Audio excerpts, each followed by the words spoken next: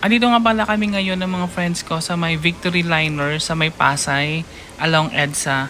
At dito yung Victory Liner bus station going to Liuliwa, San Felipe, Zambales. And yung kinuha mo naming ticket ng bus is for 5 a.m. Dito kami ngayon sa may ano to? Victory Liner sa may Pasay. Pasay ba to?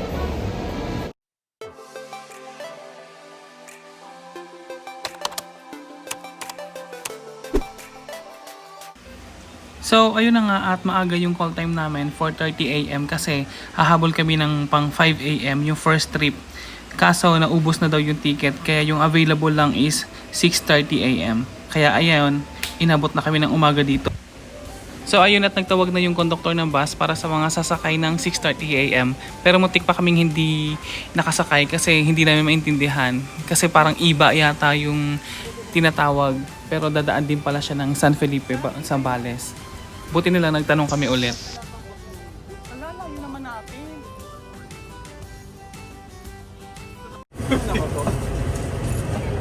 Ba't dito tayo sa dulo?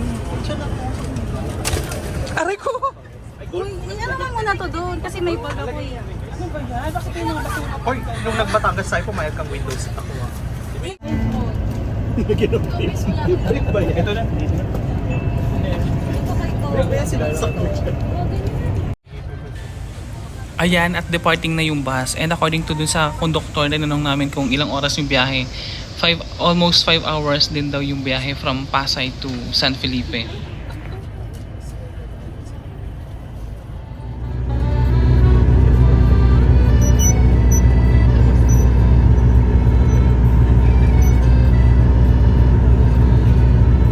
Let's go na. So ayun, umalis kami kanina ng Pasay 6:30 a.m. and then 11:30 a.m. almost na. So eksaktong 5 hours yung biniyahe namin from Pasay City going here to San Felipe, Zambales. Bali, expected na rin pala namin na maraming tao ngayon kasi weekend tapos Sabado. And then yung mga kasabay namin sa bus kanina, mga turista din na mga nag-vacation leave para pumunta lang dito sa Liuliwa. So if ever na magustuhan yung pumunta ng Liuliwa sa Zambales, ang sasakyan nyo dun sa may Pasay Terminal ay Iba, Zambales. Tapos sasabihin nyo sa konduktor na bababa kayo sa may San Felipe Public Market. Tapos dito sasakay kayo ng tricycle papunta dun sa Liuliwa Beach. Tapos yung pamasahe dito sa tricycle sa may palengke papunta dun sa may Liuliwa Beach is 50 pesos per person. I forgot to mention earlier na yung pamasahe sa bus from Victory Liner dun sa may Pasay EDSA is 590 pesos papunta dito sa may San Felipe, Zambales.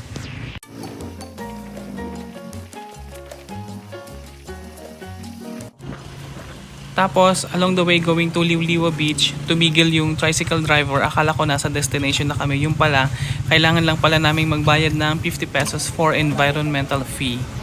Ay, malayo pa ba? Bayaran mo lang dollar. Yung sa akin na. Ano? Environmental fee?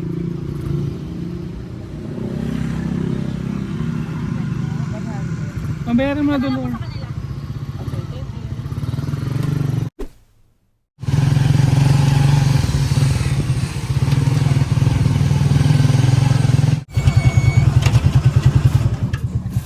Dito na tayo.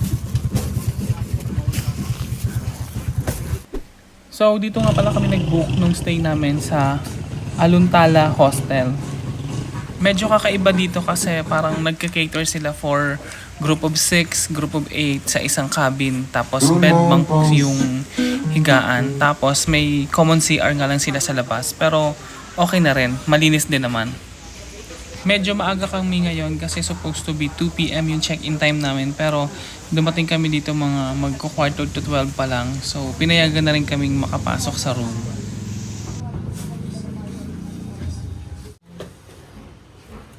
Anywhere po pwede kayo pumakot.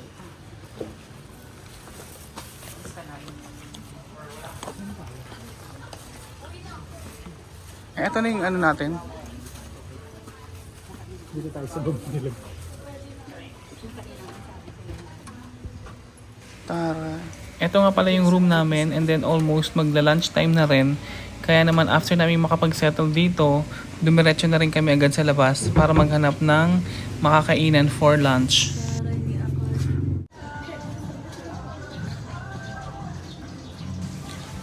Ang init ngayon kasi tirik na tirik yung araw kasi tanghaling tapat ba naman. Magla-lunch na tayo. Saan tayo magla-lunch? Dito nga pala kami pumunta sa Mami PB's kasi ito yung pinakamalapit sa hostel and then sobrang init kasi tanghaling tapat kaya tinamad na kami mag-ikot muna. So dito na lang kami magla-lunch. Dito na tayo kakain?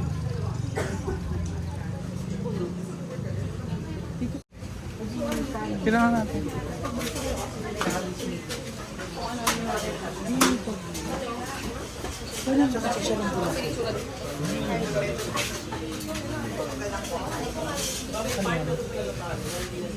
Gusto ko yung tortang kanya.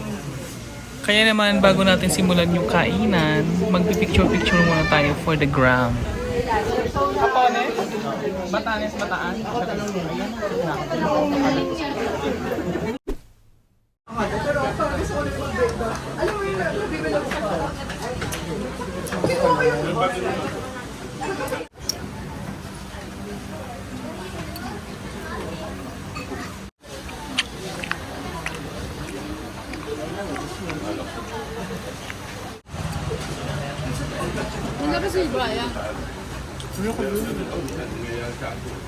So after namin mag-lunch dyan sa Mami PB's, sa tapat niyan may eskinita, dyan yung papasok papuntang beach. Gala ko ng gala, lakad ako ng lakad. Layo naman ang beach.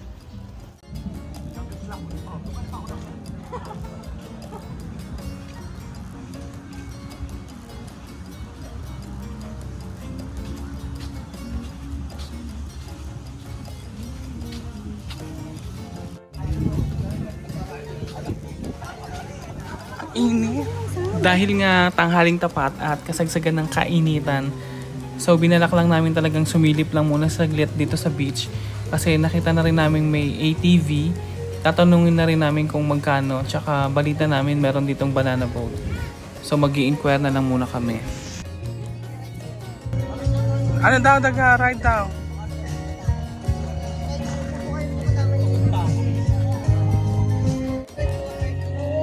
$530 minutes. 500 daw 30 minutes. Pwede ang kasan salitan. So yung bayad sa ATV 30 minutes, 500 pesos ang rent. Pwede na 2 tao. Dahil nga sa sobrang init, bumalik muna kami ng hostel after namin mag-inquire and then natulog kami. Tapos lumabas ulit kami nung gabi na for dinner.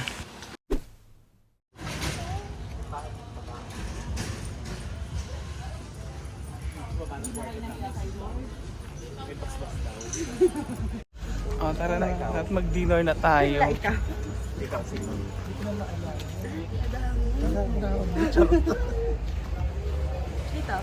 Madami din palang magkakatabing mga kainan dito kaya kung kakain kayo, hindi rin kayo mahihirapang mamili kasi meron din talagang choices kung saan kayo pwedeng kumain.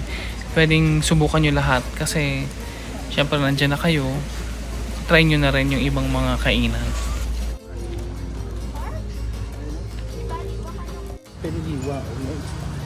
Ang dilim? Kala si Brian hindi lalo nakita.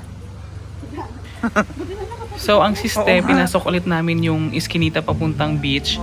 Tapos may nakita kaming kainan. Nakalimutan ko kung ano yung pangalan ng kainan na to.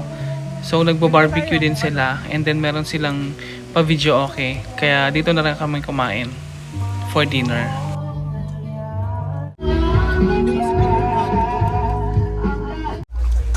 Kung gusto nyo ng budget meal na dinner, dito na lang kayo pumunta. Malapit lang to sa papuntang beach. And then, after ng dinner namin, dumiretso na kami dito sa beach para tumambay saglit. Medyo malamig yung hangin, medyo breezy ng konti dito ngayon kasi gabi na.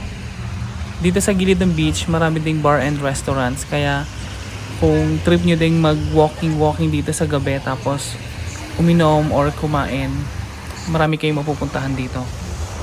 So, ayun lang for our first day dito sa Liuliwa, Zambales. So, good night and see you later.